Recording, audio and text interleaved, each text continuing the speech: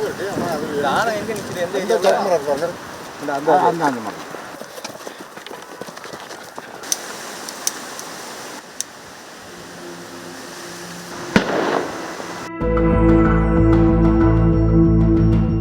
Lighter കത്താൻ അല്പം വൈകിയാൽ അവിടെ തീരും ഇവരുടെ ജീവിതം.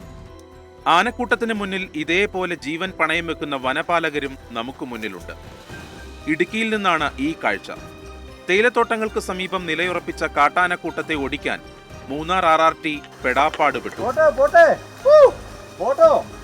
തോട്ടം തൊഴിലാളികളോട് മുഴുവൻ സുരക്ഷിത സ്ഥാനത്തേക്ക് മാറാൻ ആദ്യം മുന്നറിയിപ്പ് നൽകി. ചോലയിലേക്ക് പടക്കമെറിഞ്ഞ ശേഷം അരിച്ചു പെറുക്കി പരിശോധന. കുട്ടിയാനകളടക്കമുള്ള കൂട്ടം ഒടുവിൽ പുറത്തേക്ക്.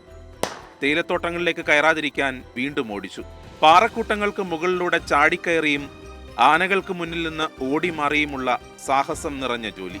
കുട്ടിക്കൊമ്പനടക്കമുള്ള കൂട്ടം ഒടുവിൽ ലയങ്ങൾക്ക് സമീപത്തുകൂടി കാട്ടിലേക്ക് മറഞ്ഞു.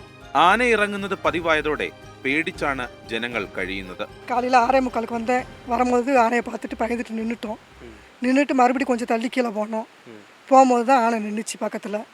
பார்த்துட்டு உடனே பயந்துட்டு இங்கிட்டு வந்துட்டோம். அதுக்கப்புறம் പാലസ്തുകാരങ്ങ് വന്നാங்க. പരിമിതമായ സൗകര്യങ്ങളോടെയാണ് ഓരോ ദ്രുതകർമ്മ സേനയുടെയും പ്രവർത്തനം. അംഗബലം കുറവായതിനാൽ ജോലി മണിക്കൂറുകളോളം നീണ്ടു നിൽക്കും. നാട്ടിൽ വന്യമൃഗശല്യം ഉണ്ടാകുമ്പോൾ എപ്പോഴും വിമർശന ശരങ്ങൾ ഏറ്റുവാങ്ങുന്നവരാണ് വനംവകുപ്പ് ജീവനക്കാർ. എന്നാൽ നാട്ടിൽ ആനയും മറ്റും ഇറങ്ങുമ്പോൾ ജീവൻ പണയം വെച്ച് അവർ നടത്തുന്ന പ്രവർത്തനങ്ങൾ നമ്മൾ കാണാതെ പോകരുത്.